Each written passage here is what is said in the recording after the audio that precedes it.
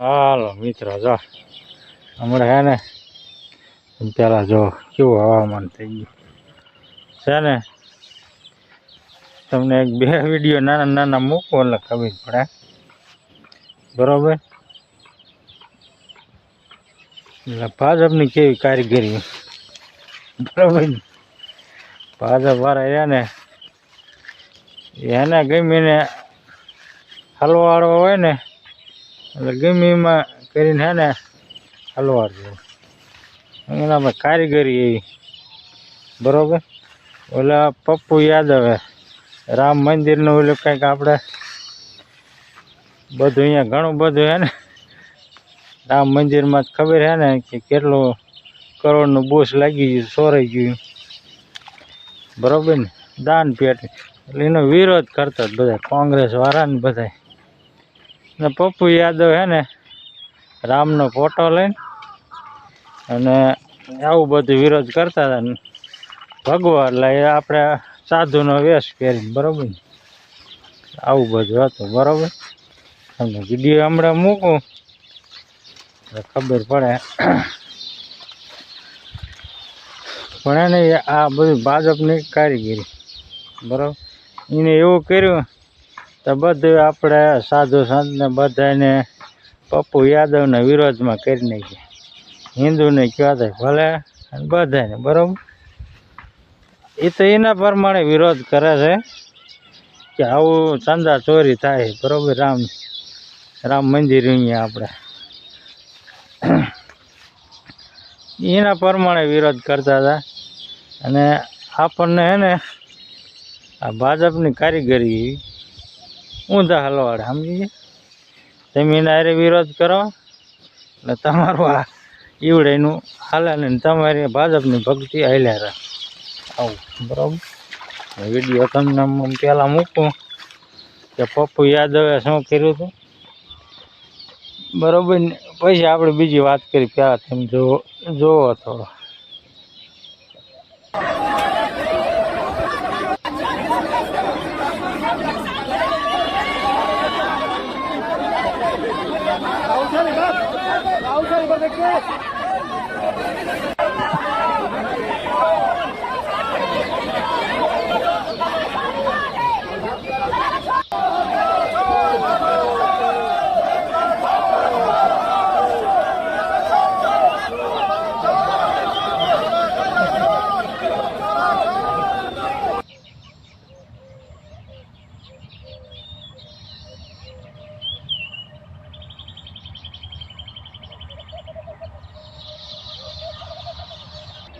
જોયું ને આ વિડીયોમાં કેવી રીતે કર્યું કે જે પપ્પુ યાદવના હાથમાં ફોટો છે રામનો, અને એ પડખે ઓલા નેતાજી કેમ બનીને હોય એને ઘડીને પગે આમ ખોટું આમ કર્યું એટલે ફોટો હાથમાં હતો, બરાબર.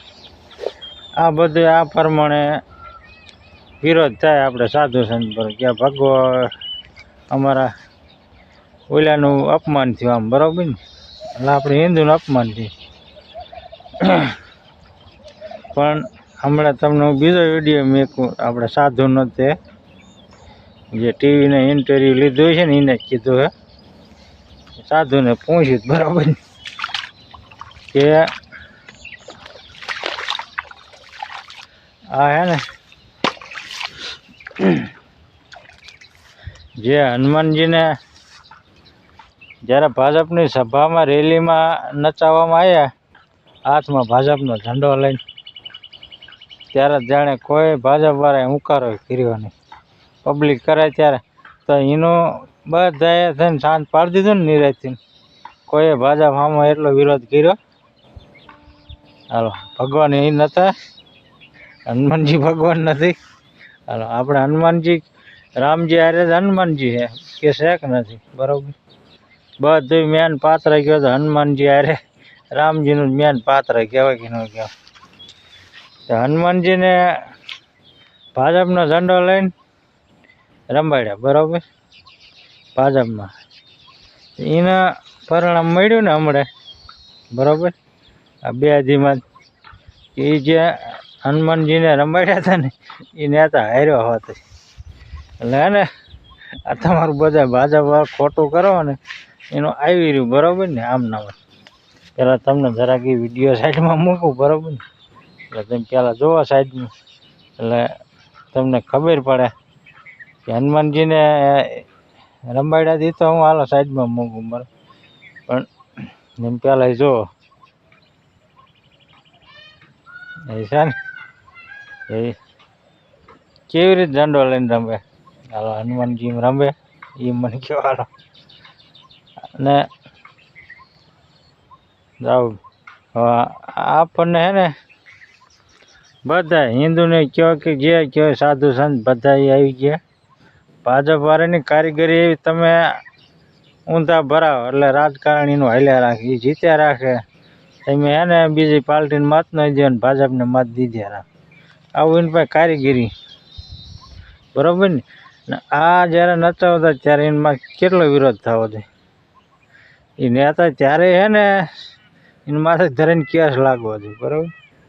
અને બીજો હમણાં તમને વિડીયો મૂકું. પહેલાં હે ને સાધુનો આપણે જે મીડિયાવાળા પૂછે ને એ તમે જુઓ. પહેલાં હે ને મોદીજીનો તમને એક કટકો મૂકું. આ પતંગ જે મોદીજીએ ઉડાડી ને એ તમને ચાલો મોદીજીના માં કેટલા કેસ લાગવા છે, તરીને લાગવા છે. ઓલા ભાઈએ તો આમ ફોટો આમ હાથમાં ને પણ હા મોદીજીએ તો પતંગ ઉડાડી, બરાબર ને? મેં ત્યારે કીધું હતું, મેં કીધું આ પતંગ ઉડાડે ને એનો સારું ન થવું છે, બરાબર? હનુમાનજીની પતંગ ઉડાડી, બનાવીને ઉડાડી. એટલે તમે પહેલાં એ વિડીયો થોડોક મેકો સાઈડમાં જુઓ.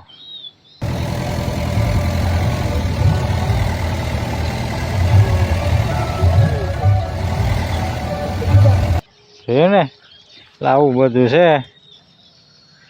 જો પ્રધાનમંત્રીને ધરીને કેસ લાગવાનો. બધા સાધુ સંત છે ને એના ભાજપ વાળા જેટલા રેલીઓ કરે છે ને બધા કે આ પપ્પુ યાદવને આમ કરો ને તેમ કરો, એ બધા મોદીજીને અને ઓલા જે ભાજપની સભામાં હનુમાનજીને આમ ઝંડો પકડાવીને નચાવ્યા હતા ને એને બધા માં કેસ દાબો, બરાબર ને?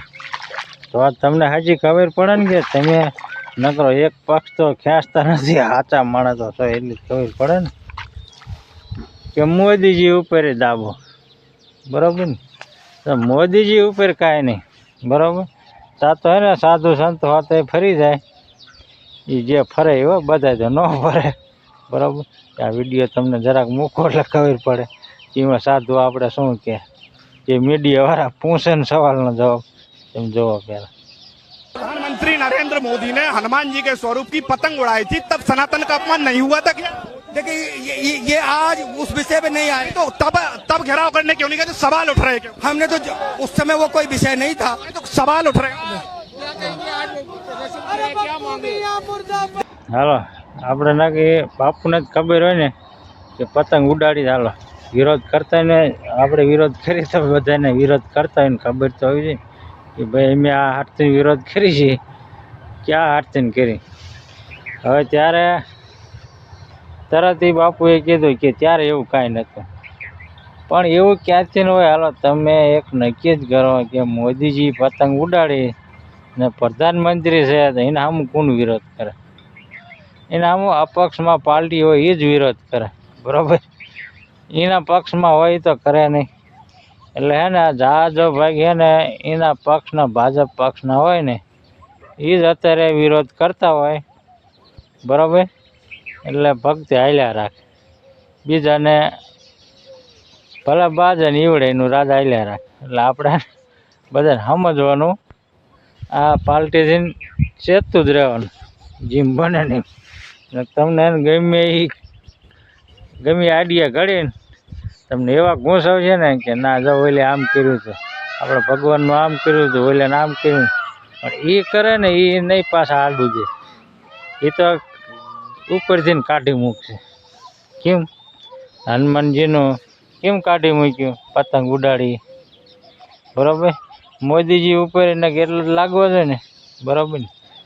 જે પછી જે આ જંતર મંતર ઉપર જે આ નિશાળિયાની જે માર્યા પોલીસ વાળા મિલિટરી વાળા બધા માથા ફોડી નાખ્યા જેમ આવી માર્યા તો એ કાંઈ દેખાણું કોઈને પોલીસ વાળાને 2-3 જણા એક જણાને જરાક આવ્યું તો એ જે સ્પેશિયલ ભાજપની ટીવી ચેનલ વાળા છે ને મીડિયા વાળા ભાજપના જ છે એ તો મળ્યા એ પોલીસ વાળાને આમ માર્યા એ પોલીસ વાળાને આમ પણ ઓલા તો કેટલા હેને સ્ટુડન્ટના માથાને ફોડી નાખીને ફ્રેક્ચર કરીને આમ તૂટા વાગીને અહીંયા ન આવ્યા કે આવા છે આ લોકો બોલો એટલે બધું હે ને ભાજપની મિલી ભગતને હાલ્યા રાખે મીડિયા વાળાને શું હોય જેનું રાજ એને કે હાલો દાબો એનું રાજ એને કે દાબો એને એની ભક્તિ હાલ્યું છે હાચું ને મિત્ર તારું આપણે હે ને સમજીને રહેવાનું એટલે આપણે છે આપણે ખાલી